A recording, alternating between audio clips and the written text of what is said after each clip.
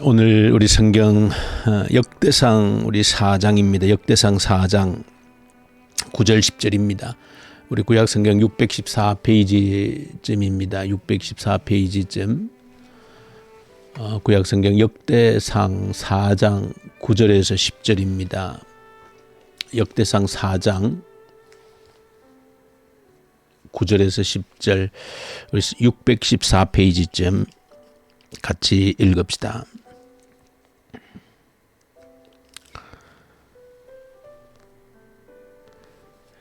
야베스는 그의 형제보다 귀중한 자라. 그의 어머니가 이름하여 이르되 야베스라 하였으니 이는 내가 수고로이 낳았다 함이었더라. 야베스가 이스라엘 하나님께 아뢰어 이르되 주께서 내게 복을 주시려거든 나의 지역을 넓히시고 주의 손으로 나를 도우사 나로 환난을 벗어나 내게 근심이 없게 하옵소서 하였더니 하나님이 그가 구하는 것을 허락하셨더라. 아멘.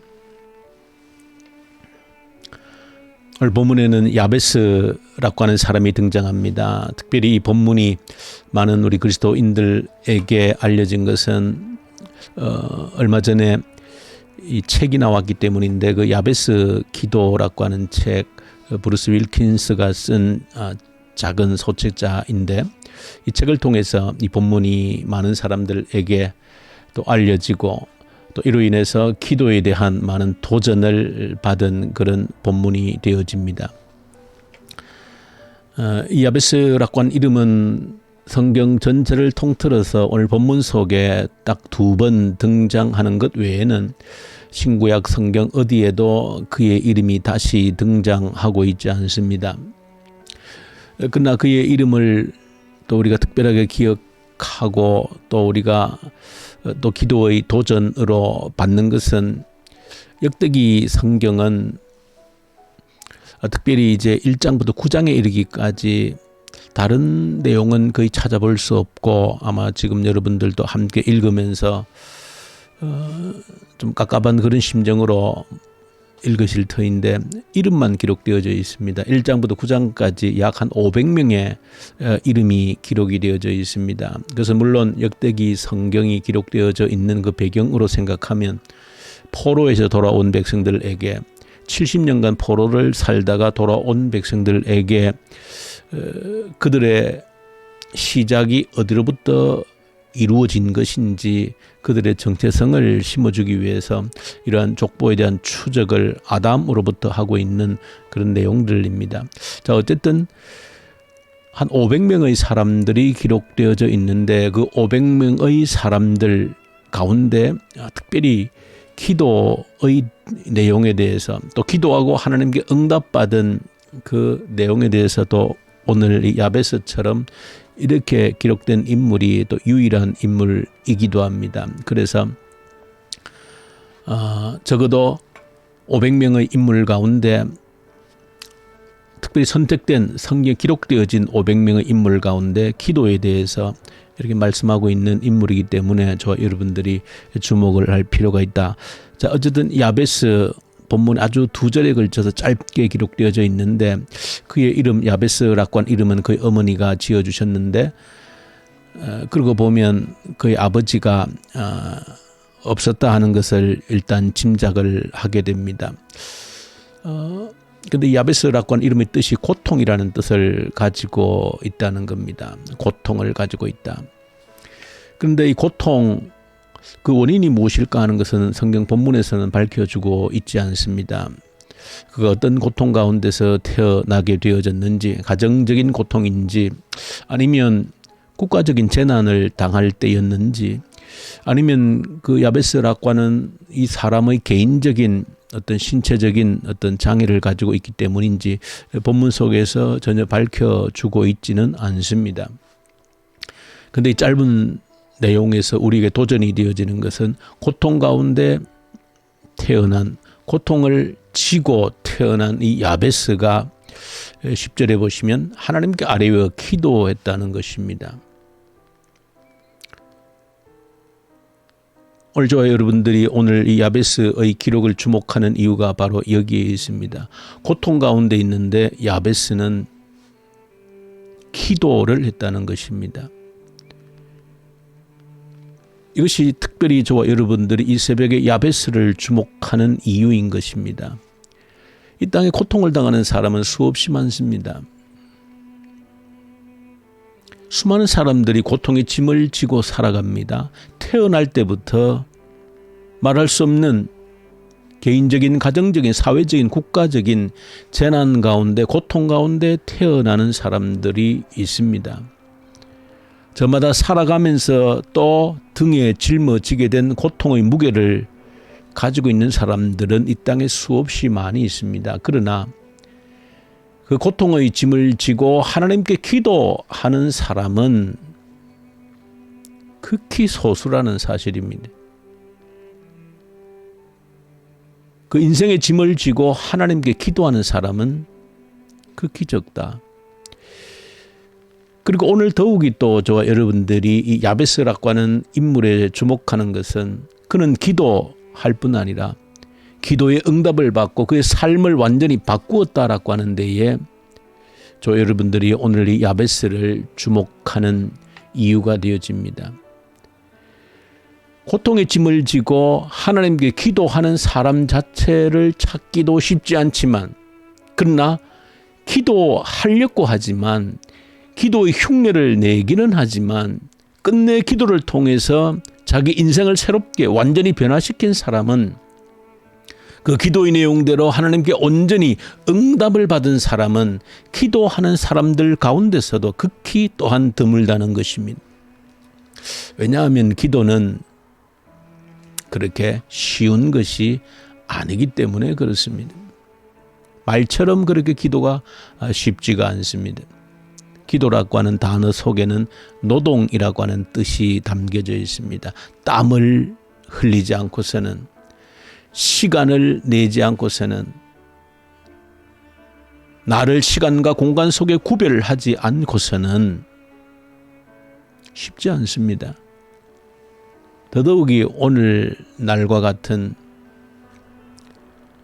끊임없이 볼 것이 있고 들을 것이 있는 그런 때를 살아가고 있는 저와 여러분들은 더더욱이 기도의 시간을 아무것도 눈에 보이지 않게 하고 아무것도 귀에 들리지 않게 하고 오직 하나님 앞에서 나를 세우고 시간과 공간을 구별해서 기도한다라고 하는 것은 결코 쉬운 일이 아닙니다. 그래서 더욱더 야베스를 주목하게 되어지는 것은 인생의 고난의 짐을 지고 기도하는 사람도 드물지만, 그러나 기도하면서 하나님께 응답을 받고 자기 삶을 새롭게 하고 변화시킨 사람은 그 중에서도 더욱더 드물다라고 하는 것입니다.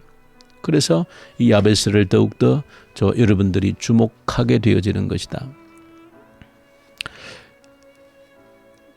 역사상에 우리가 기억할 만한 수많은 우리 신앙의 인물들이 인생의 고난의 짐 가운데에 기도로서 그의 삶을 새롭게 했던 우리 수많은 사람들을 보게 되어집니다. 하나님을 만나고 하나님께 기도함으로 그 고난이 그 인생을 새롭게 하는, 인생을 새롭게 바꾸는 그런 삶을 살았던 사람들은 수없이 있습니다.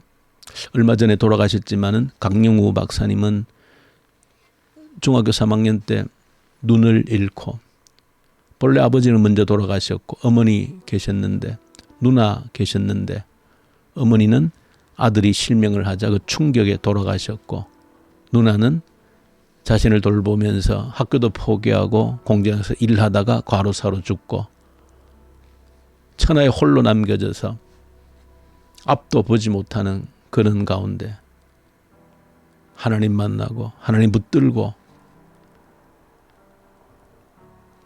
미국에 유학 가서 공부를 마치고 그 미국 대통령 행정부에 차관보까지 했던 그런 인물인데, 그분이 이런 말을 한 적이 있습니다. 내가 앞이 보이지 않는 것이 실명을 한 것이 장애가 아니라는 것입니다. 오히려 내게 이렇게 실명이 오고 인생의 고난의 짐들이 지워진 것은 하나님께서 내게 사명을 맡기기 위한 수단이었다. 그렇게 말을 했습니다. 하나님께서 자신에게 하나님의 사명을 맡기기 위한 수단에 불과했다는 것입니다. 또 다른 측면에서 보면 인생에 말할 수 없는, 인생을 짓누르는, 도무지 숨을 쉬지도 못하는 그런 짐이었지만, 그러나 그것이 내 인생의 장애가 아니었다는 겁니다. 하나님을 만나고 나니까, 하나님을 붙들고 기도로 일어서고 나니까 그것이 하나님께서 내게 사명을 주시는, 하나님의 사명을 주시기 위한 수단이요 도구에 불과했다. 그렇게 고백을 한 것은 오늘 정확히 야베스의 기도의 내용과 일치합니다. 짧은 본문 속에서도 야베스는 그런 고통 가운데 태어나서 하나님께 기도함으로 그의 인생의 지경이 넓혀졌다, 그렇게 말합니다. 여러 가지 해석을 할 수 있지만 인생의 지경이 그 고통으로 인하여서 하나님을 만났기 때문에 인생의 지경이 넓혀졌다. 하나님의 손으로 나를 도우셔서 환난에서 벗어나서 근심을 벗어버리게 하셨다. 모든 그 근심의 고난의 흔적들을 하나님께서 제거해 주셨다. 그로 인하여서 내 삶의 지경이 넓혀졌다는 겁니다. 다시 말하면 야베스는 고난으로 인하여서 그 고난이 그 인생의 지경을 넓히는 수단이었다는 겁니다. 강영우 박사님이 그 실명을 한 것이 장애가 아니라 내 인생의 시야를 넓히는, 인생의 지경을 넓히는, 하나님의 사명을 받는 수단이 되어졌던 것처럼 야베스에게도 고난이라고 하는 것은 하나님을 붙들고 기도함으로 말미암아 인생의 지경을 넓히는 수단이었다. 그렇게 고백을 하고 있다. 고난을 통해서 하나님을 붙들고 우리의 인생을 새롭게 한다는 것은 복음 그 자체의 내용입니다. 오늘 골로새서 보시면 바울이 골로새 교인들을 위해서 간절히 기도하는 내용이 있습니다. 1장에서부터 그렇고 골로새 전체 주제가 그렇고, 바울은 골로새 교인들을 눈으로 직접 만나서 교제했던, 전도했던 사람들은 아니지만 소식을 듣고 편지를 쓰면서 여러분들이 정말로 그리스도를 알기를 원한다. 하나님의 비밀인 그리스도를 알기를 원한다. 진실로 그 안에는 모든 지혜와 지식의 모든 보화가 감추어져 있는 그리스도를 알기를 원한다. 그러면서 그리스도, 하나님의 비밀인 그리스도가 어떤 분인지 골로새 2장에서도 오늘 기록을 하고 있는데, 그 핵심은 우리가 알아야 될, 여러분들이 알아야 될 예수 그리스도는 죽으시고 다시 부활하신 분이라는 겁니다. 예수님이 죽으시고 사흘 만에 다시 부활하셨다는 겁니다. 그것은 바로 여러분들이 세례를 받을 때 예수 그리스도 함께 죽고 함께 예수와 함께 부활했다는 것을 보증한다는 것입니다. 여러분들이 세례를 받았다는 것은, 예수 이름으로 세례를 받았다는 것은 예수와 함께 십자가에 죽고 예수와 함께 다시 살아났다는 것을 의미한다는 겁니다. 그리스도가 그런 분이고 그 그리스도, 예수 그리스도가 복음이라는 겁니다. 바로 예수 그리스도, 복음 그 자체가 죽고 부활하는 것입니다. 죽음은 고난으로 상징되어지는 겁니다. 인생의 모든 고난이라고 하는 것은 죽음이라고 하는 것으로 대표가 되어지는 것이고, 복음은 그 죽음을 부활의 생명으로 바꾸는 겁니다. 누구를 하나님 만날 때, 하나님을 붙들고 일어설 때, 기도할 때, 자, 우리 인생을 이 복음의 실체를 경험하는 그런 인생이 되길 원하고, 오늘 야베스의 기도를 여러분들 기억하십시다. 그러나 기도하는 사람도 드물지만, 그러나 기도를 통하여서 끝내 하나님의 응답을 받고 인생을 새롭게 한, 죽음을 딛고 부활의 생명으로 변화된 그런 사람들은 결코 쉽지 않다. 왜? 기도가 쉬운 일이 아니기 때문에 그렇습니다. 결코 기도가 쉬운 일이 아닙니다. 저 여러분들 기도를 결단하면 좋겠습니다. 정말 쉬운 일은 아닙니다. 기도한다는 것은 시간을 구별해서 지친 피곤한 육신을 일으켜 세워서 기도한다는 것은, 하루에 1시간이라도 하나님 앞에 나를 세운다는 것은 결코 쉬운 일이 아닙니다. 그러나 그 기도를 통해서 우리 고난의 짐들이 새롭게 되어지는 그 징검다리가 된다는 것을 기억하고 기도를 통해 우리 고난의 인생을 예수 그리스도 안에서 새롭게 만들어가는, 언젠가 저 여러분들도 우리 인생을 다 살고 고백할 때 이 한 가지만을 하나님 나도 고백하게 해주십시오. 내 인생에 많은 고난을 주셨지만 돌이켜보니 그 고난이 없었던들 내가 어떻게 주님의 사명을 감당했겠습니까? 하나님께서 내 인생에 그런 고난을 주셨기 때문에 내가 사명을 발견하고 그나마 부족하지만 그렇게 살 수 있었습니다. 이런 고백을 저 여러분들이 우리 인생 마지막에 적어도 이런 고백 못한다면 얼마나 부끄럽고 수치스러운 인생이 되겠는가 기억하고 야베스의 기도, 저와 여러분들의 기도로 삼아서 승리하십시다. 우리 주님 아버지 감사합니다. 기도의 비밀을 다시 한 번 더 이 새벽에 확인하고 기도하는 사람이 흔치 않고 기도하는 사람 중에도 기도로 인생을 새롭게 한 사람은 더욱더 많지 않다는 것을 기억하고 기도로 내 인생의 짐을, 고난의 짐을 통하여서 하나님의 사명을 확인하고 내 인생의 지경을 넓혀갈 수 있는 기회가 되게 하시옵소서. 우리 주 예수님 이름으로 기도 올려드립니다. 아멘. 하늘에 계신 우리 아버지, 아버지의 이름을 거룩하게 하시며 아버지의 나라가 오게 하시며 아버지의 뜻이 하늘에서와 같이 땅에서도 이루어지게 하소서. 오늘 우리에게 일용할 양식을 주시고 우리가 우리에게 잘못한 사람을 용서하여 준 것 같이 우리 죄를 용서하여 주시고 우리를 시험에 빠지지 않게 하시고 악에서 구하소서. 나라와 권능과 영광이 영원히 아버지의 것입니다. 아멘. 주신 말씀 가지고 간절히 기도하십시다. 기도의 사람, 기도로 내 고난의 짐이 내 하나님께서 내게 주신 사명을 확인하는 징검다리 기회가 되게 하십시오. 간절히 기도하십시다.